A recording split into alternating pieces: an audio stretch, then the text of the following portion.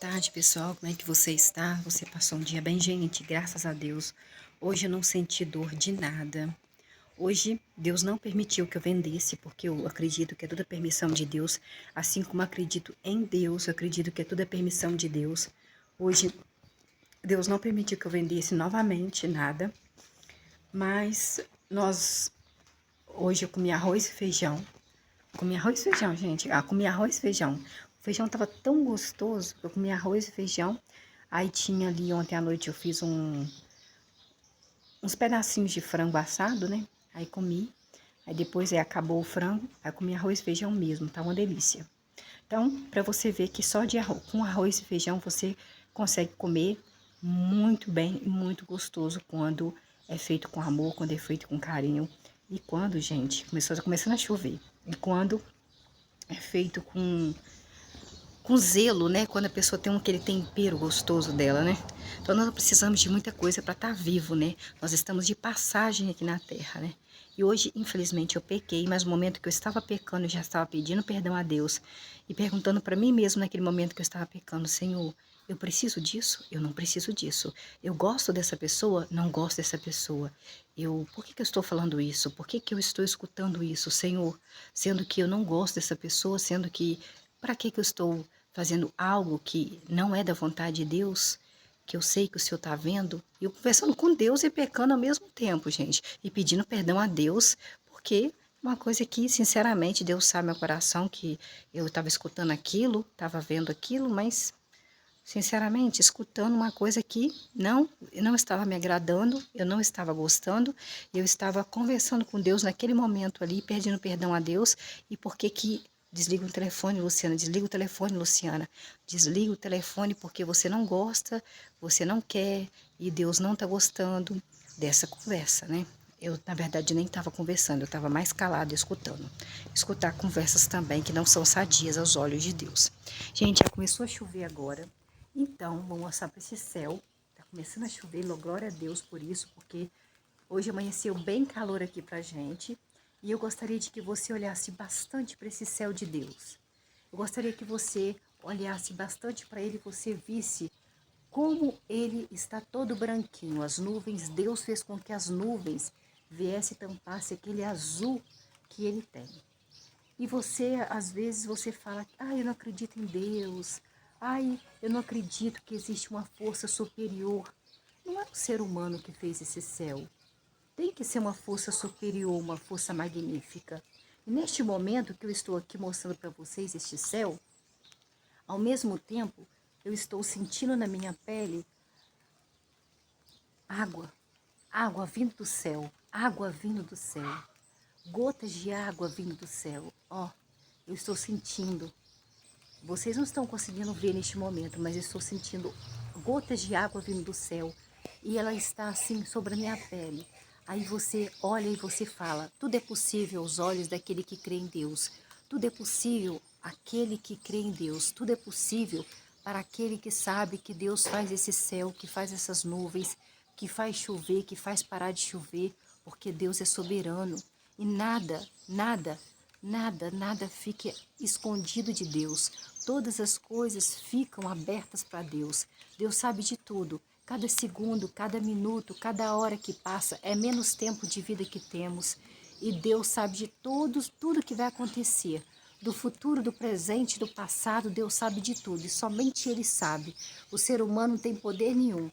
O ser humano pode ter o banco central na casa dele, uma fábrica de dinheiro, que ele não vai conseguir fazer este céu todo branquinho, aonde Deus está mandando gotas de chuva, gotas de água do céu para nós. Ele não vai conseguir comprar este céu, ele não vai conseguir comprar essas nuvens, ele não vai conseguir comprar a chuva, se é para parar de chover ou se é para chover, ele não vai conseguir fazer isso acontecer.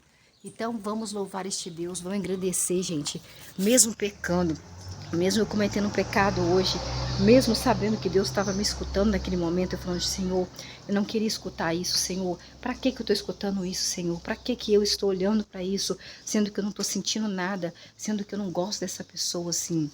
Falar gostar, gente, gostar de outra forma. Então, você sabe, gostar. É você escutar algo de alguém que é muito íntimo e que você não gostaria de estar escutando. E você, em vez de desligar o telefone na cara dela, você desligou, eu desliguei. Eu desliguei o telefone. Então, se às vezes você fica ali, eu vou magoar essa pessoa, mas não, você está magoando Deus. E quando você magoa Deus é pior, gente, é pior. Porque eu me sinto mal, eu me sinto suja, me sinto mal, entendeu? Magoando Deus. Então, se vamos glorificar este Deus que é dono de todas as coisas, vamos orar sem cessar, vamos pedir perdão mesmo. Na hora que nós estamos pecando, nós sabemos que estamos pecando, nós começarmos assim a olhar e falar: Deus, perdoa-me pelo esse pecado, sabe, me perdoa porque eu estou pecando contra o Senhor, eu não tenho sentimento nenhum, graças a Deus, como se nada tivesse acontecendo. Me perdoa, me dê força para desligar. E se essa pessoa ficar com raiva de mim, não vai acrescentar nada na minha vida. Então pode ficar com raiva de mim, porque eu tenho que agradar a Deus. Eu desliguei o telefone, né, gente? Eu desliguei o telefone. Gente, um monte de coisa. Olha, várias coisas aqui do minha Bíblia caiu no chão. Então, nós estamos aqui em Esdras. Como é que você passou o dia de hoje? Alguém falou alguma coisa para te deixar triste? Você está dodói? Está no hospital?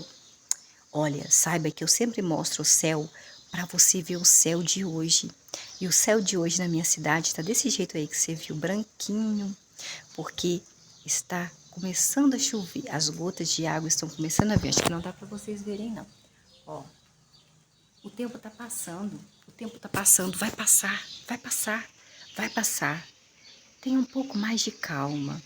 Vai ver um filme, vai dançar, vai cantar, vai desenhar.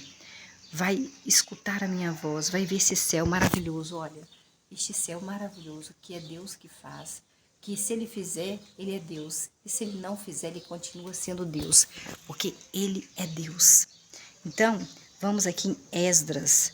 É o Antigo Testamento, o livro de Esdras. E-S-D-R-A-S. Esdras, capítulo 4. No Antigo Testamento é assim, ó.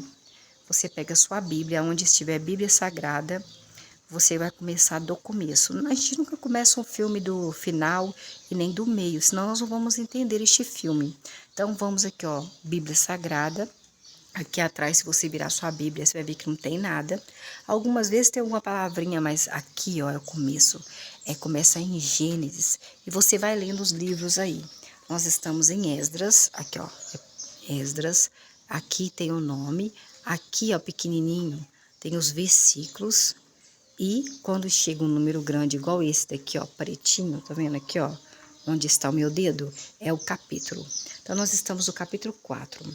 Então, Esdras, capítulo 3, versículo 13. Assim, ninguém conseguia distinguir, diferenciar o som dos gritos de alegria do som de grito de choro. E o povo gritava tão alto que o som deles era ouvido a grande distância.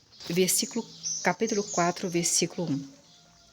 Quando os inimigos de Judá e de Benjamim souberam que os que tinham voltado do exílio é onde? Onde a pessoa fica lá na Babilônia, o rei da Babilônia, Nabucodonosor, Deus permitiu, Deus deixou com que o povo de Israel fosse pego pelo Nabucodonosor, rei da Babilônia, para levar lá para o exílio, aonde a pessoa fica presa, a pessoa não sai, a pessoa trabalha com serviços forçados, igual escravo. Estavam construindo um templo para o verdadeiro Deus, que é Jeová, Javé, Deus exércitos, o Deus de Israel. Versículo 2. Dirigiram-se é você ir a algum lugar. Imediatamente a um homem chamado Zorobabel e aos cabeças das casas paternas, eles disseram: Zorobabel, cabeças das casas paternas, deixe-nos construir com vocês, pois assim como vocês, nós também adoramos o seu Deus, que é o Deus de Israel, e a ele temos oferecido sacrifícios desde os dias de Esar-Adom, que era rei da Assíria. Assíria com A, começa com A. Tem Síria, começa com S, e Assíria com A, que nos trouxe para cá. Versículo 3. No entanto, o homem chamado Zorobabel e um homem chamado Jesua E os outros cabeças das casas paternas de Israel lhes disseram para aqueles homens, quais homens? Os homens começaram a louvar e agradecer a Jeová, cantando eternamente o refrão. Pois Deus Jeová é bom, seu amor é leal por Israel e dura para sempre. Então todo o povo gritou bem alto em louvor ao verdadeiro Deus, porque o alicerce da casa do verdadeiro Deus havia sido lançado. Muitos dos sacerdotes, dos levitas e dos cabeças das casas paternas, os idosos que tinham visto a casa anterior, choraram alto quando viram o alicerce dessa casa ser lançado, ao passo que muitos outros gritavam de alegria ao máximo de sua voz. Assim ninguém conseguia distinguir e diferenciar o som dos gritos de alegria do som de choro. E o povo gritava tão alto que o som deles era ouvido a grande distância. Capítulo 4, versículo 1. Quando os inimigos de Judá, os inimigos de Benjamim souberam que os que tinham voltado do exílio estavam construindo um templo para o verdadeiro Deus, o Deus de Israel, versículo 2, eles dirigiram-se aos inimigos de Judá, foram imediatamente a um homem chamado Zorobabel e aos cabeças das casas paternas, eles disseram: nós somos inimigos de Judá e de Benjamim, mas deixe-nos construir com vocês, pois assim como vocês, adoramos o Deus de vocês, e a ele temos oferecido sacrifícios desde os dias de Essar-Adom, que era rei da Assíria, que nos trouxe para cá.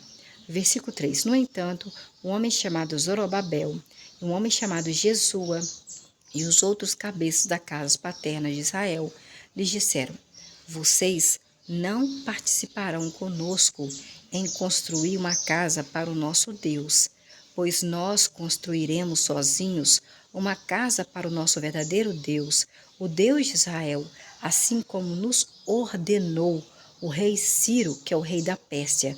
Versículo 4. Em vista disso, os povos das terras ao redor desanimavam constantemente, estavam desanimados constantemente o povo de Judá e tentavam fazê-los, o povo de Judá, desistir da construção novamente da casa do verdadeiro Deus.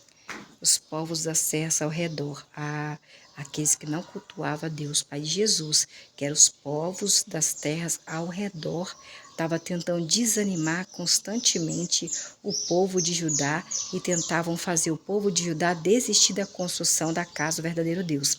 Versículo 5. Eles contratavam conselheiros para frustrar, eles quem? Os inimigos do povo de Judá e de Benjamim, que não cultuava a Deus, Pai de Jesus.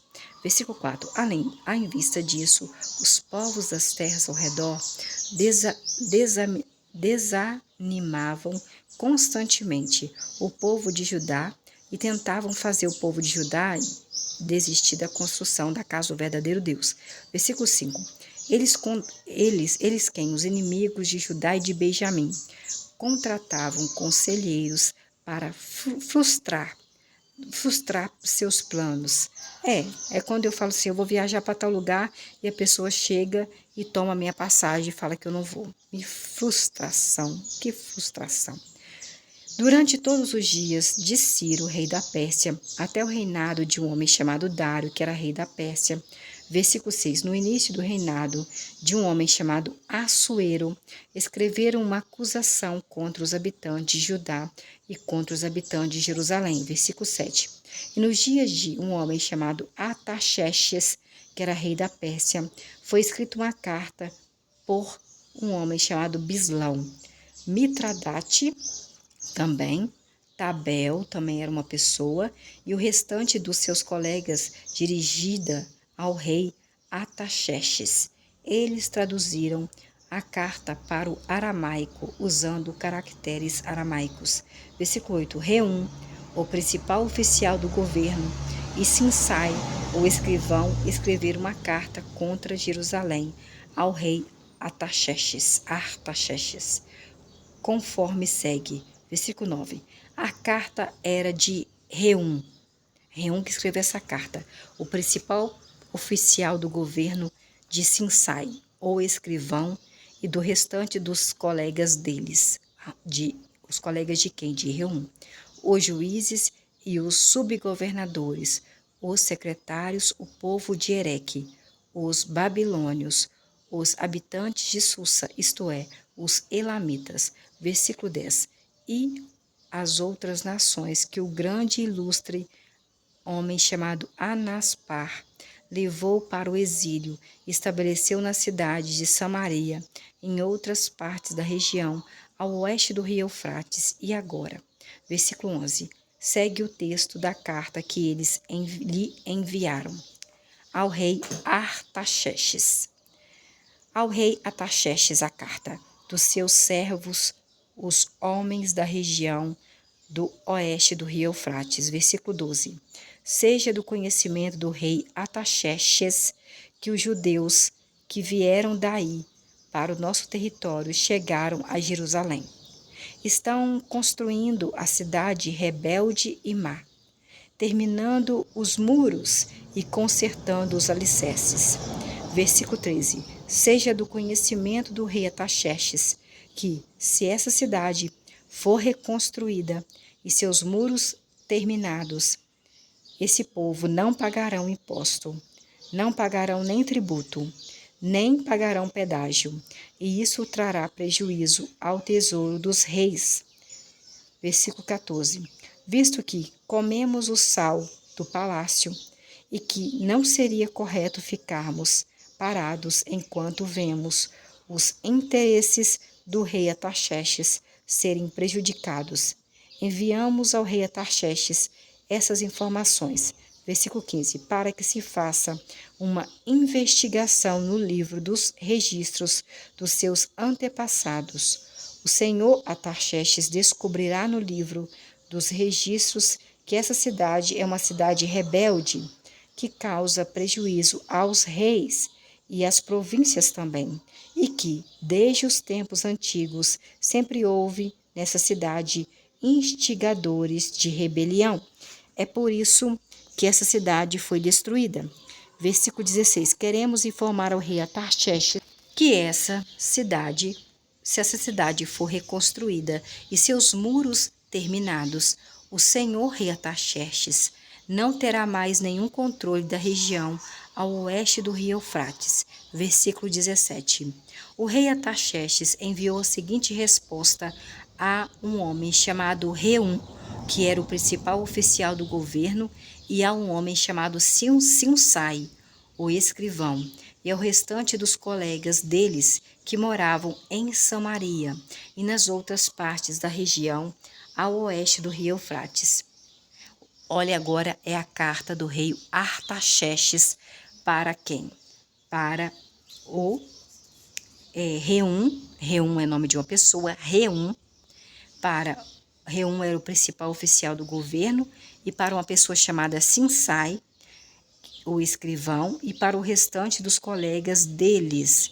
Os colegas de quem? De Reum e de Simsai, que moravam em Samaria. Essa aqui é a carta que o rei Artaxerxes escreveu aí para o rei Reum, para Reum, que é o principal oficial do governo, e para Simsai, que era o escrivão, e para o restante dos colegas deles. Saudações, disse o rei Artaxerxes. Versículo 18. O documento oficial que vocês nos enviaram foi lido de modo claro, na minha presença. Versículo 19.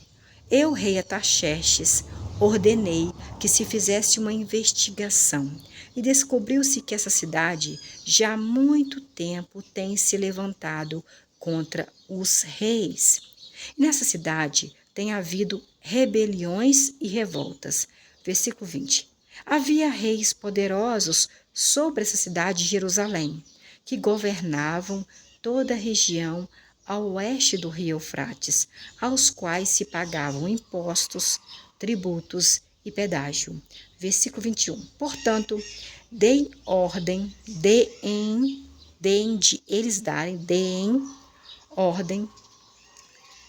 ordem, versículo 20, é poderosos, o tributo, portanto, versículo 21, portanto, deem, é porque para eles darem ordem para que esses homens parem a obra, a fim de que não se reconstrua essa cidade de Jerusalém, até que eu, rei Ataxerxes, ordene. Versículo 22. Não permitam, tá? Reum e Sinsai e seus colegas, não permitam que haja negligência em cuidar desse assunto, para que os interesses do rei não sejam ainda mais prejudicados. Quero o rei Artaxerxes. Versículo 23. Então, depois de se ter lido a cópia do documento oficial do rei Artaxerxes, na presença de o Reum, Reum era o que? O principal oficial do governo, e Sinsai, que era o escrivão, e os colegas dele, eles foram imediatamente aos judeus em Jerusalém e usaram a força para interromper a obra da casa do verdadeiro Deus. Versículo 24. Foi então que as obras da casa do verdadeiro Deus, Pai de Jesus, em Jerusalém pararam e continuaram paradas até o segundo ano do reinado do rei Dário, que era rei da Pérsia. Até amanhã, se Deus quiser, se for da vontade de Deus.